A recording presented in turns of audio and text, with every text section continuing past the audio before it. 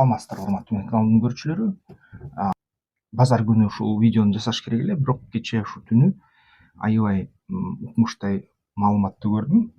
Элестеткиле, Кыргызстанда деле ушундай дрондор бар да, мисалы үчүн ушул 50-100 килограммды көтөрө турган дрондор бар бизде. Мисалы үчүн ошол МК-40 деген дрондор бар. Бул деген айыл чарбачылыкта колдонулат. Бензобагына 40 литр батат. 40 литрде ошол 50 килограммга чейин көтөрө алат дрону. Анан бензин менен иштейт көбүнчө. Анан бизде баягы биогумусту чачканга жана арган пестицидтерди чачканга ушундай дрондор колдонула баштаган. Ал Кыргыз мамлекетинде мындай айыл чарбачылыкта кеңири колдонулуп, аябай жакшы мындай өзүнүн сапаттарын көрсөтүп атат да. Мисалы үчүн тракторго караганда арзаныраак, тезирээк, тегизирээк чачат да ошол гумусту.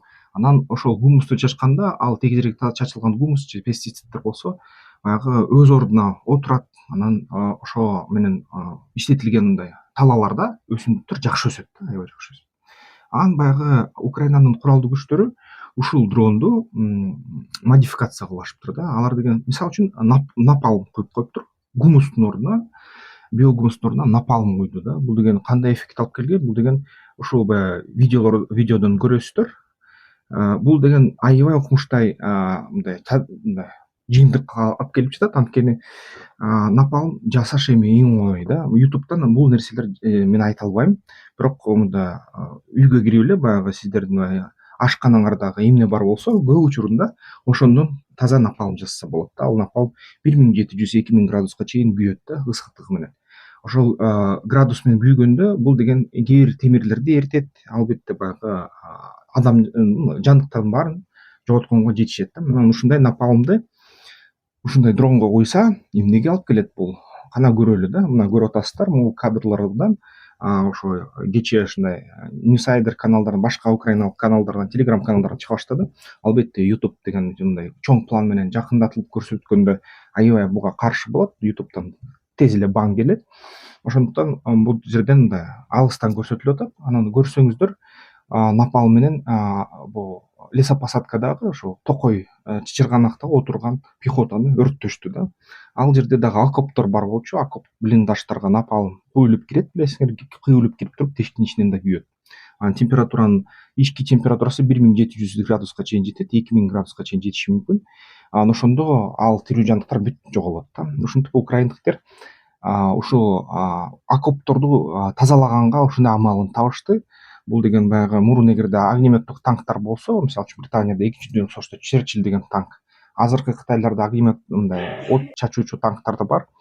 Булар болсо мындай уровеньге келишти да. Жөнөкөй баягы айыл чарба дронун алып эле, анын бактарына напалм коюп эле ушундай аябай катуу атаканы өткөрүштү да.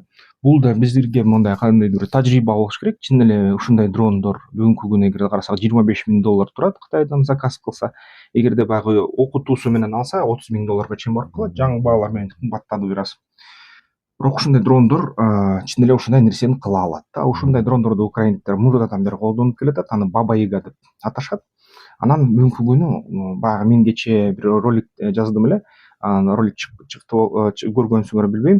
Аякта ошол жасалма интеллект жөнүндө айтылып атат да. Мындай дронду атака кылдырыш үчүн, мисалы үчүн колго рэп болсо, Баба Яганы түшүрсө болот да. Колго кармаган баягы атайын мылтык рэп менен. Бирок эгерде жасалма интеллект менен коштосо, анда бул дрон такыр токтотулбосу болот да. Токтотконго мүмкүнчүлүк жок болот. Ошондо ушундай нерсе каардуу мындай куралга айланат да. Анда чын эле ушу коргонууда турган, мисалы үчүн куралдуу күчтөрдө эч кандай шанс жок да, ушундай айтканда. Бул деген дрон көрүп атасыздар, мисалы үчүн ушул дарактардын бийиктиги 30 метрге чейин барат, 18-30 метрге чейин барат. Ушул дарактардын үстүнөн учуп туруп ушундай напалмды чачканда, напалмдагы күйүүсү бир топ да. Напалм мындайын айтканда бир 5-10 мүнөт күйөт. Анын сырткарыдагы эгерде мына куюлса, жакшы чачылса, тегиз күйөт. Анын күйүү баягы убактысы дагы бир аз мындай плюс-минус 1-2 минутта болот. Анан ошондо дагы негизи ушул убакыт баягы окопту тазалап чыкканга, же болбосо баягы окоп эгерде жакшы мына бруствер менен анан баягы капталга кетчү мындай отделениялар менен болсо, аны ичиндеги кислородду өрттөп туруп, анан ошол ичиндеги адамдарды дем алдырууга, абасын жок кылганга жетишет да ушул напалм кошулмалары. Мындан тышкары дагы билесиздер, баягы Украинадан орус армиясы Киевке чейин жеткенде, анан ошол Киевден катуу каршылык көргөндө алар деген ошо градтардын жардамы менен жана башка ушундай атайын снаряддар менен фосфор чачышкан. Мариуполь, эгерде баягы коргонууда көрсөңүздөр кадрларды телеграмдан, фосфор менен аябай талааларды бүт өрттөшкөн украин пехотасы менен. Ошондой эле украиндиктер фосфорду кошот экен напалмга, кээ бир ушундай сместер жасайт экен, кургак сместерди. Ал кургак сместер дагы ушундай эффектке алып келиши ыктымал экен. Анан эгерде мурун баягы билесиздер, орустардын Буратино деген куралы бар. Бул деген огнеметтер бар. Солнцепек, тос Буратино деп. Солнцепек, ураган деген тостор бар. Тос негизи бул деген реактивдик огнеметтик система. Азыркы күндө такыр фронтто көрүнбөй калды, баарын жоготту дейт, украиндик FPV дрондор менен чапты дейт. Ошол жерде термобарикалык заряд бар да. Ал деген мисалы үчүн ушу атканда мындай аэрозоль чачат бензинден же болбосо кандайдыр күйүүчү материалдардан, атайын же ракетанын топливосу бар да, мисалы үчүн гександан. Анан ал гександын ичинен анан ортосунан от жанат, атайын от жанганда ал гексан 1 секунддун ичинде күйүп, баягы вакуум пайда кылат ортосунда. Ал вакуумга тегеректеги баягы аба давление болуп, давление ылдыйлап кеткенден кийин анын возвратная волна деген бар, кайра ошо возвратная волна кайра ошо давление чоңойто салат. Ошондо ушундай учурда пехота бүт тирүү жандыктар өлөт, техника бүт сынат, бүт баягы ичинде аба бар болсо, үйлөр мисалы үчүн мындай картондон жасалгандай эле мындай бүктөлүп калат. Украиндиктер анын да мунун табышты. Алар деген ошондой заряддардын кичинекейин жасашат. Термобарикалык граната деп коет да.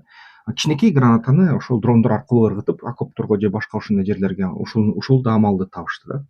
Ошентип ошол каарды чоң баягы көп площадьты өрттөгөн куралды украиндиктер баягы акча жоктугунан, снабжение жоктугунан кичинекей мындай куралга айлантты дагы ошол куралды ийгиликтүү колдонуп жатат.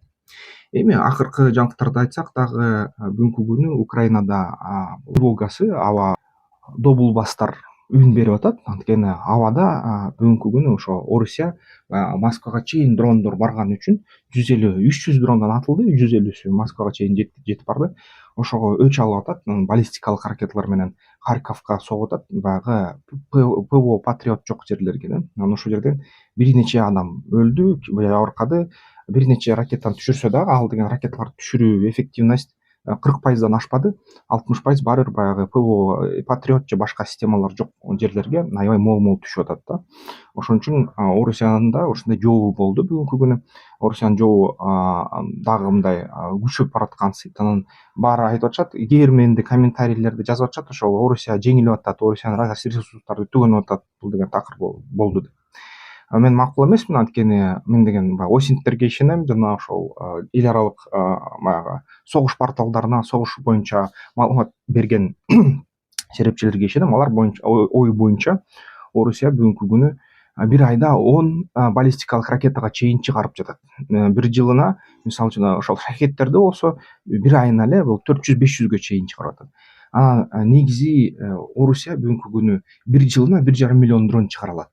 Ага мисалы үчүн бүгүнкү күнү ошо Харьковко түшкөн баллистикалык ракеталардын көбү Түндүк Кореялык ракеталар болду да. Буга өнөктөштөр Кытай, Түндүк Корея жардам берип атат.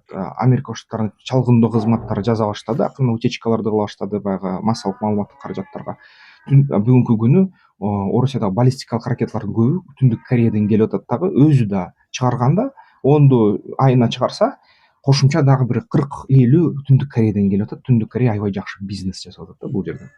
Ушундай нерсе маалымат келип атат. Ошондуктан Орусиянын ресурстары көп, нефти көп. Ошон үчүн булар дагы баягы өзү дагы ушундай Украина менен уят болсо дагы канча кан төгүп, бүгүнкү күнү 1 миллион адамга 1 миллион 200 миңге чейин адам өлдү дейт Украина жана Орусия тараптан. Эки тарапты тең алганда. Анан албетте ушундай согушту дагы акчасы жетет да, дагы көпкө узаганга, кармаганга акчасы жетчүдөй. Ошондой. Албетте мындай болуп атат. Азыр мен экономика, бизнес жөнүндө видеолор жасасам, аны 1000-2000 эле киши көрүп атат.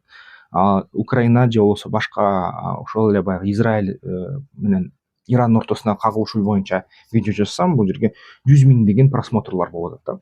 Ошон үчүн базар талабы өзүнүн баягы базардын талабы элдин суроосу жеңет дегенде, элдин талабы жеңет.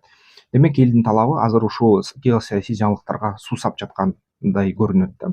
Анда эмесе ушул боюнча да уюланта берели, бирок бизнес жана экономика боюнча маалыматтар да кете берет.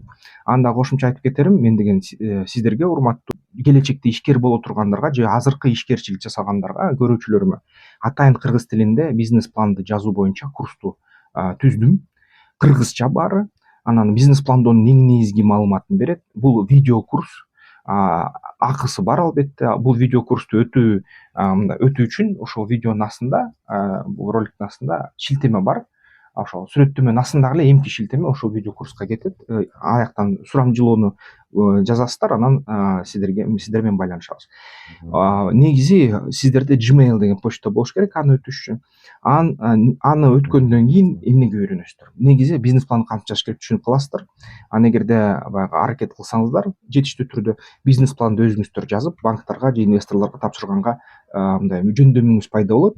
Ошондо бизнести андан ары өркүндөтө аласыздар. Эгерде жок, өзүм жаза албайм десеңиздер, анда негизи бизге буйрутма берсеңиздер болот. Ал телефонда бар, ошол видеонун астында. Анда биз жазып беребиз да, биздин ишканабыз бар.